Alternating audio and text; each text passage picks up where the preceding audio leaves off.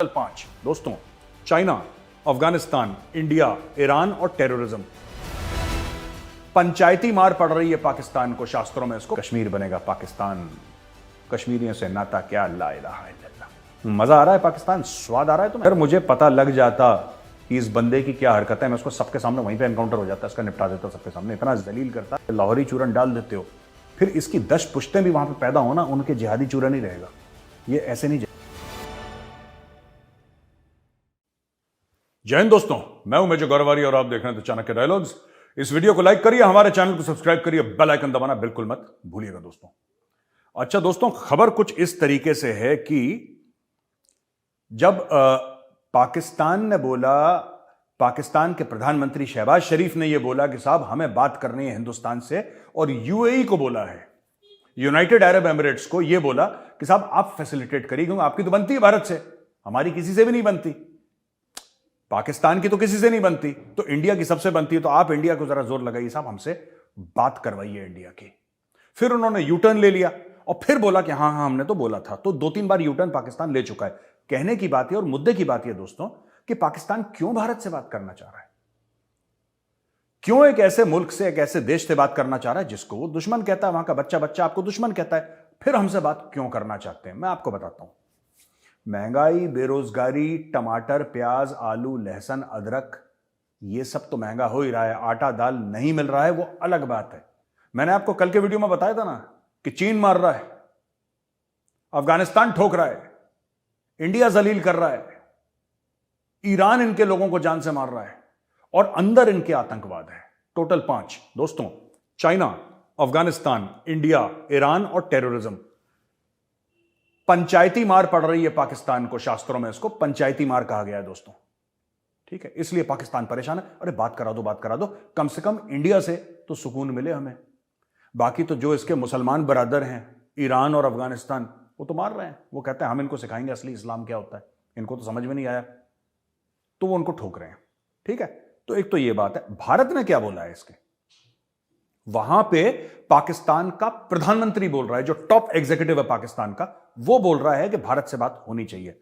यहां पे भारत का प्रधानमंत्री भी नहीं, भारत का प्रधानमंत्री भी नहीं, भारत का जो फॉरेन मिनिस्टर है डॉक्टर जयशंकर, वो भी नहीं, भारत का जो फॉरेन सेक्रेटरी है वो भी नहीं, फॉरेन मिनिस्ट्री का स्पोक्स पर्सन 1-to-1 पाकिस्तानी प्रधानमंत्री की बात का जवाब दे रहा है। तो एक तो भारत ने प्रोटोकॉल की धज्जियां उड़ा दी, ठीक है? अरिंदम बागची साहब हैं, अरिंदम बागची साहब ने एक स्टेटमेंट दे दिया कि असली बात टेररिज्म की है, जब तक पाकिस्तान टेररिज्म से बाज नहीं आएगा हम पाकिस्तान से बात नहीं कर। अब पाकिस्तान को बड़ा दिल में भैया बड़ा लोड हो गया कि यार आप ऐसे कैसे कह सकते हैं, और हम तो अमन चाहते हैं। कोई अमन वमन नहीं चाहते, तुम लोगों की थाली में रोटी नहीं है इसलिए तुम्हें अमन आ रहा है, वरना फिर से तुम जिहाद के घोड़े में चढ़ जाओगे, यह बात तय है, ठीक है? तो कोई भी ये इस गलतफहमी में ना रहे कि देखो पाकिस्तान तो अमन और चैन की बात कर रहा है। पाकिस्तान कोई अमन चैन की बात नहीं कर रहा, उसको मौका मिलेगा, ये सांप फिर डसेगा। ये आप 100% मुझसे लिख के ले लीजिए। इनकी तारीख ऐसी है, ये भरोसे के काबिल नहीं है, ठीक है? ये बार बार इन्होंने धोखा दिया है। वाजपेयी जी गए थे, इन्होंने कारगिल करी, मोदी जी गए थे, इन्होंने पुलवामा करा, पता नहीं बीच बीच में उड़ी में इन्होंने क्या एक्शन करा, बिल्कुल टेररिस्ट एक्शन करा पाकिस्तानियों ने। ये भरोसे के काबिल, आप इनसे हाथ मिलाएंगे, ये आपकी जेब काट लेंगे और आपको डस लेंगे, ठीक है? तो अरिंदम बागची ने जो बात बोली 100% आई अग्री विथ हिम। तो बोला टेररिज्म की बात करो, बाकी तुम्हें जो बीच में तुम्हें कश्मीर की डींगे मारनी तुम डींगे हाँकते रहो, डींगे हाँकने वाला मुल्क है, काम धाम इन्होंने कुछ करना नहीं है, तो ठीक है, whatever you want you do. But Bharat का ये स्टैंड है, तो भारत ने स्नब कर दिया बहुत बुरी तरीके से। फिर से एक बार पाकिस्तान जलील हो गया। ये अब देखिए जेल में है अब्दुल रहमान मक्की, जो ब्रदर इन लॉ है हाफिज सईद का, जिसको अभी प्रोस्क्राइब करा, उसको ग्लोबल टेररिस्ट डिक्लेयर करा यूनाइटेड नेशन सिक्योरिटी काउंसिल ने। चीन को भी जलील करा भारत ने, सबके सामने पब्लिक ह्यूमिलिएशन हुआ चाइना का। ये वीडियो बना रहा है भाई अब्दुल रहमान मक्की, ये भाई वीडियो बना रहा है जेल के अंदर। फैसिलिटीज इसको देखिए, मैं बता रहा हूं जेल के अंदर इन्होंने ना एक साउंड इंजीनियर भी दे रखा होगा, पाकिस्तानी को मैं जानता हूं ना, ये तो बाबा कौम है उनकी असली, ये जो टेररिस्ट हैं, इन्होंने उसको वहां पे कैमरा पर्सन दे रखा होगा, प्रोड्यूसर दे रखा होगा, आप आराम से यहां पे कंटेंट बनाइए। तो उसने वहां से जेल से रिकॉर्डिंग करी, उसने बोला साहब मैं तो ओसामा बिन लादेन से मिला ही नहीं। ओ भाई, तुम ओसामा बिन लादेन से मिले नहीं मिले, how is that India's concern? India का यह कंसर्न है कि 26/11 में और इंडिया के अंदर कश्मीर में और टेररिस्ट एक्टिविटीज में तुम्हारा हाथ है। कहानी खत्म हो गई। तुम ना मिले ओसामा से, उससे क्या फर्क पड़ता है? उससे हमें क्या फर्क पड़ता है? But fact of the matter is, ये बंदा जेल में बैठ के वीडियो रिकॉर्डिंग निकाल रहा है। इतना जो ग्लोबल टेररिस्ट है, अगर उसके हाथ में, मैं कह रहा हूं चलो उसके पास कैमरा नहीं है, उसके पास कुछ नहीं, मोबाइल फोन से ही बना रहा है, एक ग्लोबल टेररिस्ट को, जिसको यूनाइटेड नेशन सिक्योरिटी काउंसिल कह रही है कि बंदा ग्लोबल टेररिस्ट है, he has got access to a mobile phone. तो दोस्तों, पाकिस्तान वो मुल्क है जहां पे टेररिस्ट को जेल में डालते हैं, वहां पे वो बच्चे पैदा कर लेता है। तो अगर जेल में बच्चे पैदा कर रहा है तो मोबाइल फोन ले जाना कौन सी बड़ी बात है? Is it a big thing? No, it's not a big thing. और ये पाकिस्तान को, फिर मैं बता रहा हूं, इसके ऊपर पाकिस्तान को दुनिया भर को जवाब देना पड़ेगा कि ग्लोबल टेररिस्ट जेल में है, how did you have access to a mobile phone और कैमरा इक्विपमेंट? और ये बाहर कैसे गया? बाहर ऐसे क्या मतलब? He also had access to an internet. इसने इंटरनेट पे अपलोड करा होगा, इसने कुछ तो करा होगा, या कोई जेल के अंदर वाला बंदा इसके पास आया होगा, इसने रिकॉर्ड करके mobile phone, I don't no, मुझे नहीं पता क्या हुआ है, लेकिन इसका रिकॉर्डेड स्टेटमेंट किस तरीके से बाहर आया? ये अपनी सफाइयां दे रहा है कि जी मैं तो मिला ही नहीं। क्या ये पाकिस्तानी एस्टैब्लिशमेंट ने इसको दे हैव फैसिलिटेटेड दिस? ये सोचने वाली बात है। अच्छा, तीसरी खबर जो मेरे बात है कि अब पाकिस्तान जमीन पे लेट गया है आईएमएफ के सामने। 2 दिन पहले की खबर है, वर्ल्ड बैंक ने मना कर दिया था, हम तुम्हें पैसे नहीं देंगे, $1.25 बिलियन जो देना था हम देंगे ही नहीं। पहले उन्होंने बोला हां, फिर बोला ना। समझ रहे हैं? वो गाना सुना ना आपने दबंग फिल्म का, दगाबाज रे? वही चीज है जो पाकिस्तान के दिल में अब सांप लौट रहे हैं कि दगाबाज रे, तुमने तो बोला था यार, तुम तो कहते थे कि तुम हमें पैसे दे दोगे, तुमने हमें पैसे नहीं दिए। एक पाकिस्तानी टेलीविजन पे एंकर ये कह रहा है कि यार देखो, वो तो हमारे पैसे थे। तुम्हारे पैसे थे? तुम्हारे नहीं थे वो पैसे भाई, वो वर्ल्ड बैंक के पैसे थे, उसकी मर्जी तुम्हें देना दे। ये दूसरे की जेबों पे नजर रखना, this is a typical Pakistani trade, कि दूसरे के बटुए पे नजर रखो। हालांकि ये बटुआ मिल जाए किसी तरीके से, ठीक है। एक पुरानी कहावत है कि whenever you shake your hands with a Pakistani politician, always count your fingers. पता लगा 5 उंगलियों से अपना हाथ मिलाया, 2 ही वापस आई, ठीक है, 3 रख ली उसने। ये भी हो सकता है वहां पे। तो एनीवे, वर्ल्ड बैंक ने मना कर दिया। अब ये लोग, इनका आखिरी दम तोड़ दिया पाकिस्तान ने। पाकिस्तान ने बोला कि, आईएमएफ को बोला कि ठीक है, आप जो बोलेंगे हम वो करेंगे, आप जो बोलेंगे। ये दम क्यों टूटा है इनका? क्योंकि वर्ल्ड बैंक ने मना कर दिया इनको। और यहीं पे भारत की डिप्लोमेसी काम आती है। हम आईएमएफ को या वर्ल्ड बैंक को ये तो नहीं कह सकते कि तुम पाकिस्तान को पैसे मत दो, क्योंकि अगर उनको देना तो देंगे, पर हम ये कह सकते हैं कि ठीक है यार, 2 महीने बाद देना, 3 महीने बाद देना। और उसी 2-3 महीने में पाकिस्तान की कमर टूट जाएगी, कश्मीर बनेगा पाकिस्तान, कश्मीरियों से नाता क्या, ला इलाहा इल्लल्लाह। मजा आ रहा है पाकिस्तान? स्वाद आ रहा है तुम्हें? हैं? मजे आ रहे हैं? जब तक बेटा तुम्हारे अंदर से जिहाद का जिन्न नहीं निकालेंगे, तुम्हारी झाड़ फूंक नहीं कर लेंगे ना मोदी जी रुकेंगे, ना डॉक्टर जयशंकर, ना भारत, कोई नहीं रुकेगा यहां पे। तुम्हारे अंदर से जो जिहादी जिन्न है ना, इसको निकालना है बाहर। और वो जिन्न तुम्हारे अंदर से निकालने का जो प्रोसेस है वो बड़ा पेनफुल है, और ये दर्द तुम्हें हो रहा है क्योंकि जिन्न निकल रहा है धीरे धीरे। वो जिन्न निकाल के मानेंगे। अब देखना है, पाकिस्तानियों को ये बात सोचनी है। पाकिस्तानीज हैव टू कंसिडर, भाई हमें कश्मीर कश्मीर करना है कि पाकिस्तान पाकिस्तान करना है। You have to make a choice between Kashmir and Pakistan. दोनों नहीं रख सकते तुम। अगर तुम कश्मीर करोगे तो पाकिस्तान से हाथ जोड़ बैठोगे। अगर तुम्हें पाकिस्तान बचाना है तो ये सब जो तुम ड्रामा कर रहे हो, ये सब बंद करो। ये सब ड्रामा बंद कर दो, तो हो सकता है, उसमें गारंटी नहीं है, लेकिन हो सकता है कि पाकिस्तान बच जाए। वरना जैसे 71 में अलग हुआ था, अभी फिर से ऐसा हो जाएगा, क्योंकि you will not have enough money. आप भाई, सऊदी अरब ने क्या बोला इनको? अभी मैं आपको बताता हूं। सऊदी अरब ने एक स्टेटमेंट दिया है पाकिस्तान को लेके। It was a reference to Pakistan. उन्होंने जनरली बोला, वैसे बाकी मुल्कों के लिए भी बोला जिसको सऊदी अरब पैसे दे रहा था, लेकिन वो पाकिस्तान के परिप्रेक्ष्य में, उसी कॉन्टेक्स्ट में बोला गया है। और सऊदी अरब ने यह बोला है कि यार देखो, हम एक जमाने में खुली छूट देते थे कि जी 80 भी मुसलमान थे तो 80 मुसलमान, लो 500 मिलियन, लो 2 बिलियन, कहना वो बंद हो गया। ये हमारा टैक्स पेयर का पैसा है। सऊदीज ने बोला अब हम सोचेंगे हम किस तरीके से पाकिस्तान की मदद कर सकते हैं। और उन्होंने एक और चीज बोली कि भाई अगर हम अपने टैक्स पेयर पर लोड डाल रहे हैं तो तुम अपने टैक्स पेयर पर लोड क्यों नहीं डाल रहे? तुम भी डालो ना। हर रोज आ जाते हो कटोरा लेके, ये दे दो वो दे दो। देंगे पैसे, ऐसी बात नहीं कि नहीं देंगे, देंगे पैसे, लेकिन इसके एवज में मैं बता रहा हूं पाकिस्तान से बहुत कुछ गिरवी रखवा लेंगे, क्योंकि ये चाइना ने ट्रेंड शुरू करवाया। ये ना कि हम तुम्हें इतना पैसा देंगे, एयरपोर्ट गिरवी रख दो। अब सऊदी कह रहा हमारे पास भी पैसे हैं यार, सऊदी के पास तो बहुत पैसा है, लिक्विड कैश दुनिया भर का है सऊदी के पास, one of the biggest reserves of liquid cash in the world, one of the biggest. ये तो सऊदी अरेबिया बोलेगा ठीक है कराची दे दो, 10-15 अरब पूरा कराची गिरवी, तो ये करने वाले हैं, मैं बता रहा हूं, क्योंकि वो छोड़ेंगे नहीं।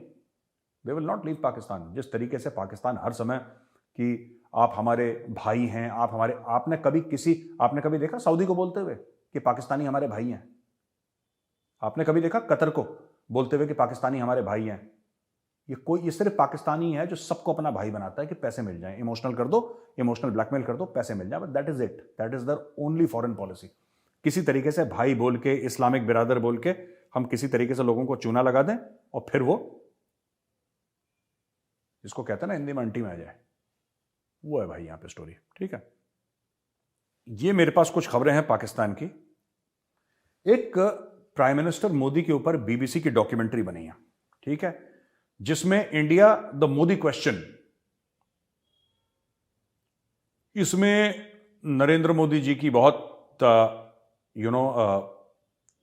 बुराई करी है, खास तौर से गुजरात के जो दंगे थे उसका रेफरेंस देके, जबकि भारत की सुप्रीम कोर्ट, जो कि एक इंडिपेंडेंट सुप्रीम कोर्ट है, उसने बोला है कि मोदी जी का गुजरात दंगे हुए थे। कोई ये नहीं कह रहा कि दंगे नहीं हुए थे, राइट। लेकिन ये देखिए, जो रेडिकल इस्लामिस्ट है ना, अब क्या है कि सबको खुजली हो रही है। मैं आपको बताता हूं प्रॉब्लम क्या है। ये सबसे बड़ी प्रॉब्लम तो उनको मोदी जी से है ही है, ये बात हमें माननी पड़ेगी। मोदी जी कुछ कर लें, मैं बता रहा हूं, इनको सोने की थाली में 56 भोग परोस दें, इनको फिर प्रॉब्लम है मोदी जी से, राइट। इनको फिर प्रॉब्लम है, तो वो प्रॉब्लम कभी जाएगी नहीं। दूसरी चीज, भारत इतनी तरक्की क्यों कर रहा है? आपको लगता है कि भारत 5th लार्जेस्ट इकोनॉमी बन गई वर्ल्ड की, और लोग कह रहे हैं कि 3rd लार्जेस्ट बन जाएगी अगले 10 साल में, तो किसी को दर्द नहीं हुआ होगा इस चीज से? किसी को परेशानी नहीं हुई होगी?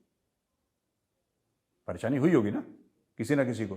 तो ऐसी डॉक्यूमेंट्री बना के, कि बेसिक एम ये है कि हम लोग एक काम करते हैं, मोदी जी और भारत पे हम कीचड़ उछालेंगे, कुछ तो चिपकेगा यार भाई, कुछ तो चिपके। आप जाल फेंकोगे, आप कांटा डालोगे, हो सकता है मछली उस कांटे को पकड़े ना पकड़े, ये पॉसिबिलिटी है कि पकड़े ना पकड़े, लेकिन अगर आप जाल फेंकोगे तो एक आध तो कोई भूली भटकी मछली पकड़ में आ जाएगी आपकी, because a net is a wide throw, और जो कांटा होता है, कांटा तो एक होता है। इसी तरीके से खूब कीचड़ उठा लो मोदी जी के ऊपर, भारत के ऊपर, खूब कीचड़ टनों के हिसाब से, कुछ तो चिपकेगा भाई, कुछ तो चिपकेगा। मुझे नहीं पता कि इन लोगों ने इतना पैसा खर्च करा, इससे होगा क्या, ये कौन सा नैरेटिव बिल्ड कर रहे हैं जो दुनिया खरीद। एनीवे, एक पॉलिटिशियन है ब्रिटेन में, ठीक है, ये जो पॉलिटिशियन है, ये इन्होंने इमरान हुसैन है, ये Pakistani origin member of parliament है। मैं बता रहा हूं, ये भी लाहौरी चूरन है, इसका देखो जरा, इसके माँ बाप कहां से, मैं बता रहा हूं लाहौर के आसपास का है, लाहौर का ही होगा ये इमरान हुसैन। मुझे कंफर्म नहीं है कहां का है, लेकिन चूरन टाइप की हरकतें हैं इसकी, इसलिए मैं बोल रहा हूं। पाकिस्तान ओरिजिन एमपी इमरान हुसैन, इसने बड़ा बोला कि भाई आप ये मोदी का ये, अरे एक बात बताओ यार, मुझे एक बात समझ में नहीं है, ये पाकिस्तानियों का दिमाग खराब है। इन्होंने पहले भी उस सीरियल रेपिस्ट को बड़ा, इसको अपना बाबा कौम बना के रखा था, क्या नाम था उसका, नजीर अहमद, लॉर्ड अहमद नजीर या नजीर अहमद कुछ था। उसको निकाल दिया लात मार के पार्लियामेंट से, उसको पार्लियामेंट से लात मार के निकाल दिया कि वो he was a child molester. वो बहुत, मतलब उसने क्या क्या, पता नहीं क्या क्या करा। उसको बीबीसी के आप जाइए, लॉर्ड नजीर आप टाइप करिए, आपको पता लग जाएगा लॉर्ड नजीर की क्या क्या हरकतें थी। मेरी तो इस आदमी से, लॉर्ड नजीर से, किंग्स कॉलेज लंदन में बहुत बहस हो गई थी, बहुत ज्यादा बहस हो गई थी, आमने सामने। इंडियंस भी बैठे थे और पाकिस्तानी भी बैठे थे वहां पे, और मेरी बड़ी बहस हो गई थी। मुझे उस समय पता नहीं था कि इसकी क्या हरकतें हैं, क्योंकि मैं पहली बार इससे मिल रहा था। अगर मुझे पता लग जाता कि इस बंदे की क्या हरकत है, मैं उसको सबके सामने वहीं पे एनकाउंटर हो जाता, इसका निपटा देता सबके सामने। इतना जलील करता लॉर्ड नजीर को कि भाग जाता वहां पे, ये पाकिस्तान चला जाता वापस अपने गांव छुट्टी, ठीक है, 2-3 महीने में। जब, और जख्म जैसे जानवर चाटते हैं ना, जब जख्म लगता है तो ये जख्म अपने चाटता। ये मुझे उस समय मुझे पता नहीं था, वरना वहीं पे इसको सबके सामने एक्सपोज कर देता मैं। ये जब वहां पे 2017 की बात कर रहा हूं, अक्टूबर 2017 की, मुझे इनवाइट करा गया था house of Commons British parliament में कि आप यहां पे टॉक दीजिए कश्मीर के ऊपर, तो मैं गया था। उसके बाद मैं ऑक्सफोर्ड यूनिवर्सिटी गया, और उसके बाद मैं किंग्स कॉलेज जब गया तो वहां पे पैनल बैठा था, कोई इंडियंस भी थे और वहां पे पाकिस्तानीज भी थे। जो पाकिस्तानी पैनल था उसमें स्टेज पे किंग्स कॉलेज लंदन में, वहां पे ये भी था, ये लॉर्ड नजीर। और वहां पे इसने बड़ी बड़ी लंबी छोड़ रहा था कि हम उस समय बुरहान वानी फ्रेश था सबकी मेमोरी में कि बुरहान ये, बुरहान वो, बुरहान ये। मुझे इसका उस समय पता होता ना, मैं सबके सामने, मैं आपको बता रहा हूं, आई प्रॉमिस, सबके सामने इस बंदे के मैं कपड़े उतार देता। लेकिन उस समय मुझे पता नहीं था, तो ये बच गया। अगली बार अगर मैं गया लंदन और मिल गया ना मुझे, तो ये तो गया। खैर, हम बात कर रहे थे इस बंदे की जिसका नाम है इमरान हुसैन। ये पाकिस्तानी ओरिजिन का है, कहते हैं पैदाइश इसकी यूके की है। लेकिन यार, जिसके खून में एक बार जिहादी चूरन आप डाल देते हो ना, या लाहौरी चूरन डाल देते हो, फिर इसकी 10 पुश्तें भी वहां पे पैदा हो ना, उनके जिहादी चूरन ही रहेगा। ये ऐसे नहीं जाएगा, ये ब्लड में सन गया मामला चूरन। तो चूरन इसके खून में दौड़ रहा है। तो ये इसको ऋषि सुनाक ने शटअप कॉल दे दी, जिसको फौज में बोलते हैं ना, ऋषि सुनाक ने। इसने वहां पे पूछा कि मोदी जी फलाना ढिमका, तो UK prime minister Rishi Sunak ने बोला कि देखो, I doesn't agree with such characterisation, मैं इससे अग्री नहीं करता जो आप बात कह रहे हैं। The UK government's position on this has been clear and long standing and hasn't changed. Of course we don't tolerate persecution where it appears anyway, but I'm not sure I agree with all that the characterization that the honorable gentleman has put forward to। बस इसमें एक चीज है, ऋषि सोनाक साहब, ये ना ये ऑनरेबल है ना ये जेंटलमैन है, ठीक है। ये जो इमरान हुसैन है ना ये ऑनरेबल है ना ये जेंटलमैन है। कैसे लोगों को आपने डाल रखा है अपनी पार्लियामेंट में, लाहौरी चूरन टाइप यार। They should not be allowed anywhere. इनको तो 10 किलोमीटर रेडियस के अंदर नहीं घुसना चाहिए। कुछ नहीं पता किस दिन फट जाएगा ये, मैं बता रहा हूं आपको। इमरान हुसैन किसी दिन आसपास फट जाएगा, यहां पे लगा लोगों के कुछ ना कर देगा ये गेम। Be very careful. अच्छा, एक बड़ी अच्छी खबर है दोस्तों कि ब्रिक्स जो है ना, ब्रिक्स एक कंट्रीज हैं, जैसे कि उसमें ब्राजील है, रशिया, इंडिया, चाइना और साउथ अफ्रीका। तो ये लोग कह रहे हैं यार कि अपना ना डॉलर डोमिनेटेड, यानी कि डॉलर में जो इंटरनेशनल ट्रेड होती है ना, ये कहते हैं हम अपनी लोकल करेंसी में करेंगे। ये इनके बीच में बातचीत चल रही है, यानी कि इंडिया अगर साउथ अफ्रीका, और ये बड़ी बड़ी इकोनॉमीज है ना, South Africa is a big economy, China is a big economy, Brazil, India, Russia, these are big economies. तो इनका वैसे हो रहा है, जैसे इंडिया रशिया से कुछ लेता है तो इंडिया जरूर रुपी में पेमेंट करता है उसकी। We don't pay them in dollars, we pay them in rupees. लेकिन वो कह रहे हैं कि ब्रिक्स का अपने आप में जब हम ट्रेड करेंगे, सो लेट्स पे इन रुपीज, लेट्स नॉट पे इन डॉलर्स। ये बात साउथ अफ्रीका में मल करी गई है, और देखते हैं फिर इसका क्या बनता है आगे। और जो साउथ अफ्रीकन फॉरेन मिनिस्टर है नलेडी पैंडोर ने यह बात बोली है कि साहब हम सबको लोकल करेंसी में ट्रेड करना चाहिए, डॉलर की करेंसी में ट्रेड नहीं करना चाहिए। External affairs minister Jaishankar is on a 3-day visit to the Maldives and Sri Lanka to further expand bilateral engagement. देखिए, जयशंकर साहब फिर पहुंच गए और मालदीव्स के प्रेसिडेंट इब्राहिम मोहम्मद सोलेह से मिले, और ground breaking ceremony of Hanimaadhoo international airport redevelopment project, Bharat ने करवाया एक इंटरनेशनल एयरपोर्ट का रीडेवलपमेंट प्रोजेक्ट मालदीव्स में, उसका इनॉग्रेशन करा जयशंकर साहब ने वहां पे, और फिर वो श्रीलंका भी गए। इन्होंने बोला, it is a partnership that is enabled us to swiftly and effectively respond to challenges as we saw recently during the COVID pandemic। ठीक है जी, it is a partnership that has enabled us to deliver results and bring down tangible benefits to our people in accordance with their wishes, aspirations and priorities। देखिए, ये ना ये diplomatic language है, और इसमें भी चाइना जलील हो रहा है। ये in between the lines read करने की जरूरत है। अब देखिए जयशंकर साहब ने बोला क्या, it is a partnership that has enabled us to deliver results and bring about tangible benefits to our peoples in accordance with their wishes, aspirations and priorities। कहने को कुछ भी नहीं बोला, और जो समझने वाला है वो समझ गया कि चाइना जहां पे इन्वेस्ट करता है वहां पे चाइना उन लोगों की प्रायोरिटी नहीं देखता, चाइना अपनी प्रायोरिटी देखता है। चाइना सिंपल सी, चाइना ने जैसे फॉर एग्जांपल श्रीलंका में चाइना ने एक एयरपोर्ट बनाया। दोस्तों भगवान कसम 5-6 साल हो गए इस एयरपोर्ट को। जो पहली फ्लाइट थी वही लैंड हुई थी, उसके पास एक भी जहाज लैंड नहीं करा। एयरपोर्ट में तो हर रोज जहाज लैंड करते हैं, टेक ऑफ करते हैं, उसमें एक ही जहाज टेक ऑफ करा और लैंड करा एक बार, जब इनॉग्रेशन हुआ था पहले दिन। उसके बाद वो ऐसे ही बंजर पड़ा हुआ एयरपोर्ट। चाइना ने क्या करा, जमीन ले ली श्रीलंका से, 1-2 अरब डॉलर का उन्होंने एयरपोर्ट बना दिया, शानदार। ठीक है, बनवाया किससे, चीनी कंपनी से। यानी कि चीनी कंपनी आई श्रीलंका, उसने वो एयरपोर्ट बनाया, चीन ने जो पैसे खर्च करे वो किसको दिए, चीनी कंपनी को। पैसा कहां गया वापस, चाइना। लेकिन वो जो हंड्रेड्स ऑफ मिलियंस या बिलियंस का जो लोन है वो किसके ऊपर पड़ा? श्रीलंका के ऊपर। अब वो जमीन चाइना घेर लेगी और बोलेगी 99 साल के लिए, जैसे हनुमान टोटा पोर्ट घेर लिया उन्होंने। तो इस तरीके के बहुत प्रोजेक्ट्स चाइना करता है। ये जो है ये एक, जिसको कहते हैं कि एक स्लैप है, जो डॉक्टर जयशंकर ने बोला, he is directly attack China. Diplomatic तरीके से इन्होंने चाइना को अटैक करा है।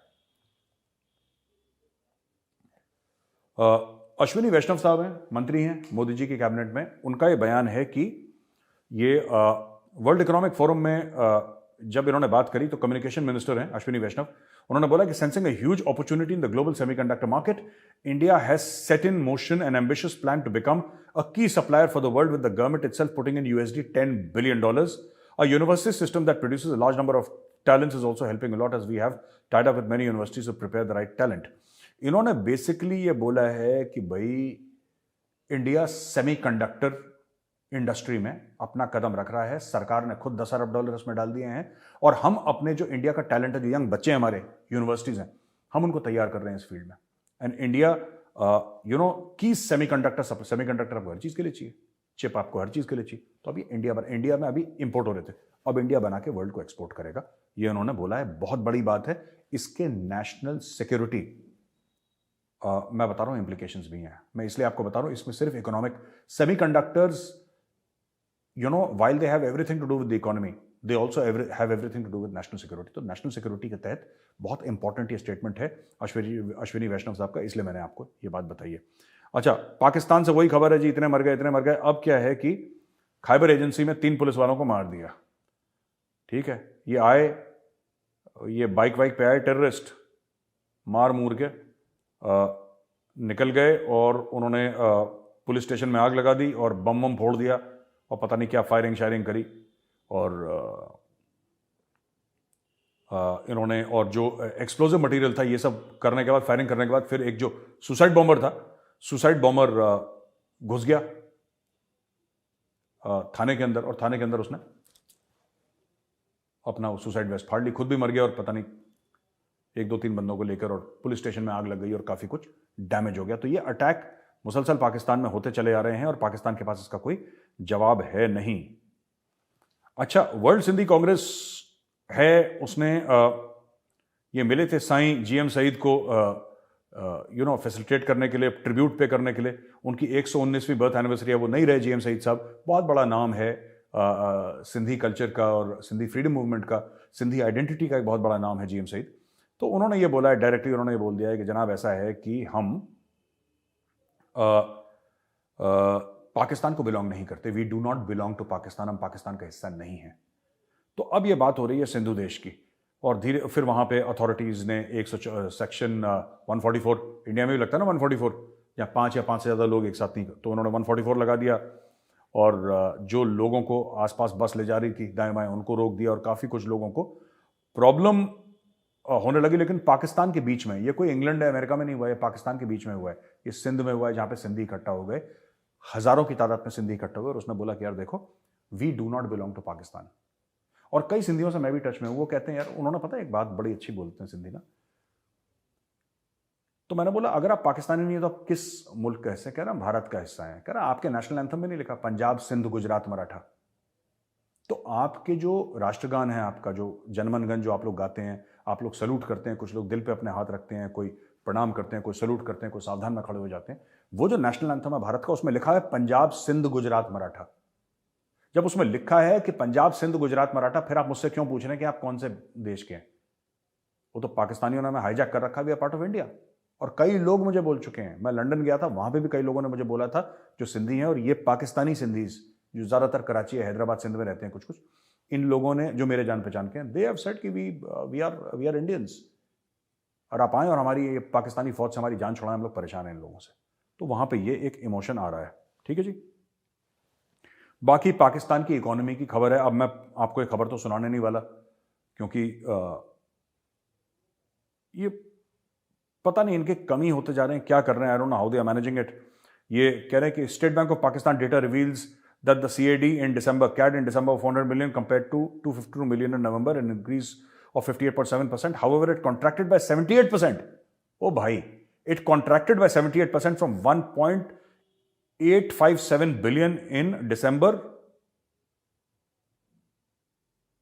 मैंने कहा बेड़ा ही गर्क है यार, पता नहीं लोग क्या करते हैं, who is managing there economy, but इनका बहुत बुरा हाल है। और बहुत सारी डिटेल्स हैं इसमें, मैं जल्दी एक वीडियो बनाऊंगा जिसमें मैं पाकिस्तान, और भी चीज़ें होंगी लेकिन पाकिस्तान की इकोनॉमी के from that point of view I will try and explain to you कि क्या क्या पाकिस्तान में चल रहा है और वहाँ पे क्या हो रहा है। दोस्तों अब हम आते हैं अपने जो बड़ा मशहूर, अब धीरे धीरे 2-3 ही बार मैंने करा है लेकिन बहुत लोग सवाल जवाब भेजते हैं, तो ये जो क्वेश्चन आंसर राउंड है, अब मैं अपना क्वेश्चन आंसर राउंड शुरू करता हूं दोस्तों। तो दोस्तों सवाल जवाब में पहला जो सवाल है Subhabrata Chakrabarti. Yeah, I'm Subhabrata from Kolkata and I regularly follow your show. My question is, now the major concern is our eastern Indo-Bangladesh border. Most of the infiltration occurs through this border. Please enlighten us in this regard. चक्रवर्ती साहब नमस्कार, बहुत बहुत धन्यवाद, आपने सवाल पूछा। ये बात बिल्कुल ठीक है, ये इस बॉर्डर से तो होता है इन्फिल्ट्रेशन, बट सिर्फ वेस्ट बंगाल से नहीं होता है, ये असम साइड से भी होता है, ये त्रिपुरा साइड से भी होता है, ये कई जगह से होता है ये। और अब बीएसएफ है वहाँ पे, काफ़ी हद तक बीएसएफ सक्सेसफुल है, लेकिन बात ये होती है ना कि आप वो एरिया ऐसा है जहाँ पे आपने फेंस लगाए हैं, कभी कभी क्या होता है पानी ऊपर आ जाता है, वो फेंस बह जाता है, ठीक है, लोग बिल्कुल फेंस के साथ रहते हैं वहाँ पे। अब बीएसएफ गाँव तो नहीं उजाड़ सकती किसी का, रहते हैं वहाँ पे। अब वो पानी आया, वो पानी ने ढक दिया लोग, एंड दिस इज रेगुलर वहाँ पे, तो बहुत मुश्किल है। इसका सोल्यूशन देखिए मुझे भी नहीं पता, आई ऑल्सो डोंट नो कि इसका सोल्यूशन क्या होना चाहिए, लेकिन ये मामला बड़ा खतरनाक है। मैं आप सिर्फ एक बात सबको बता दूं, ये तो शुभव्रत चक्रवर्ती साहब ने सवाल पूछा, लेकिन 1971 की लड़ाई भी इसीलिए हुई थी, one of the major reasons.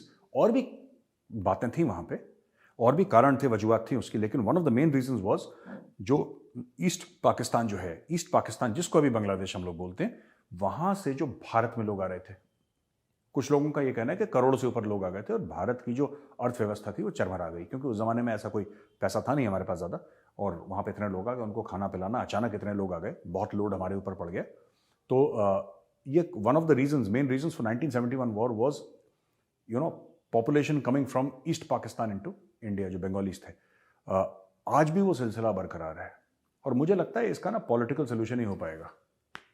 ये लोग बार बार इधर इंडिया में आ रहे, और यहाँ पे भी पॉलिटिकल पार्टीज हैं, और कोई खास एक पॉलिटिकल पार्टी का मैं नाम नहीं लूँगा, यहाँ पे बहुत लोग हैं, और क्योंकि वहाँ पे मुस्लिम बहुल है, तो ज़्यादातर जाहिर सी बात है, मैं ये नहीं कह रहा कि वहाँ से हिंदूज़ नहीं आते, हिंदूज़ भी आते हैं, लेकिन मुस्लिम बहुल है तो हमें मान के चलते हैं करीब 95% तो मुस्लिम्स ही आते हैं वहाँ पे। फिर यहाँ पे मुस्लिम ऑर्गेनाइजेशंस हैं जो बॉर्डर एरियाज़ में, जो उनकी हेल्प करती हैं, कहीं पे ये कर दिया। असम में बहुत ज़्यादा प्रॉब्लम है, मैं बता रहा हूँ आपको, वेस्ट बंगाल से ज़्यादा।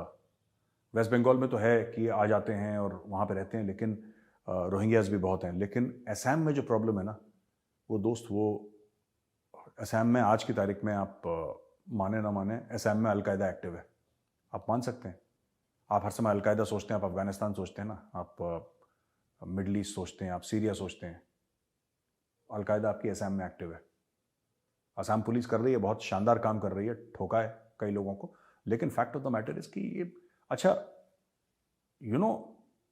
ऐसे भी इन्फिल्ट्रेशन होता है कि जैसे वेस्ट बंगाल में आ गए, अब बीएसएफ बॉर्डर में है, ठीक है ना, असम और बांग्लादेश के बॉर्डर पे बीएसएफ है। अब होता ये है कि जब इन्फिल्ट्रेशन कभी कभी होता है ना, जैसे बंगाल, फिर बंगाल से असम पे आते हैं। अब बंगाल और असम के बॉर्डर के बीच में तो बीएसएफ नहीं है, वो तो भारत से ही आ रहे हैं ना, भारत से ही भारत में आ रहे हैं, तो बस में बैठे आ गए। तो इस तरीके से, अच्छा असम, खासतौर से असम में एक प्रॉब्लम यह है कि असम की पॉपुलेशन कम है और एरिया बहुत है असम का। Assam is geographically big but area कम है, तो कई ऐसी जगह हैं जहाँ पे ज़्यादा लोग नहीं हैं, जो हल्का सा आइसोलेटेड है, वहाँ पे ये लोग बहुत सेटल हो जाते हैं। फिर वहाँ पे अपना जमायत इस्लामी के साथ बैठ के वहाँ पे अपना एक कल्चर बनाना, अपना एक और ऐसे कई गांव हैं असम में आज की तारीख में, जो पहले छोटे गांव थे, हिंदू गांव थे, अब वहाँ से इन्फिल्ट्रेशन इतना हो रहा है कि Hindus can not go back to their own villages, अब उनके लिए बैन है, वो अपने गाँव में नहीं जा। आप पूछिएगा कभी किसी असमीज को, अगर आपको लगता है कि आपको और इन्फॉर्मेशन चाहिए तो असमीज को पूछिएगा, they will tell you there are villages in Assam where Hindus are not allowed to enter, and जो मुस्लिम्स उनको रोक रहे हैं वो भारत के नहीं हैं, क्योंकि जो भारत के मुसलमान हैं वहाँ पे पहले से, जो असमीज मुस्लिम्स हैं, उनके साथ हिंदुओं का बहुत अच्छा रिलेशनशिप है। मतलब वो जो गमूसा बोलते हैं ना, गमूसा एक वाइट और रेड स्ट्राइप्स का जो वो असमीज पहने रहते हैं, और जब भी आप जाएंगे आपको ऑनर करेंगे, आपको इज्जत देने के लिए, तो वो बिल्कुल असमीज कल्चर वाले हैं जो मुस्लिम्स हैं ना असम के। दे फॉलो असमीज कल्चर, वो गमूसा भी पहनते हैं, वो सब कुछ उनका वही है, खान पान रहन सहन सब कुछ है। ये जो कलेश करते हैं ये बांग्लादेश से आ रहे हैं, these are the people who create disturbance, terror है, क्राइम है, ये वहाँ से लेकर यहाँ पे आते हैं। These are not the local Assamese Muslims but these are the Bangladeshi Muslims who come and create a problem inside India. तो ये आपके सवाल का जवाब है। अब हम आते हैं नेक्स्ट क्वेश्चन पे दोस्तों, कि नेक्स्ट क्वेश्चन है डॉक्टर हर्षल मेहता,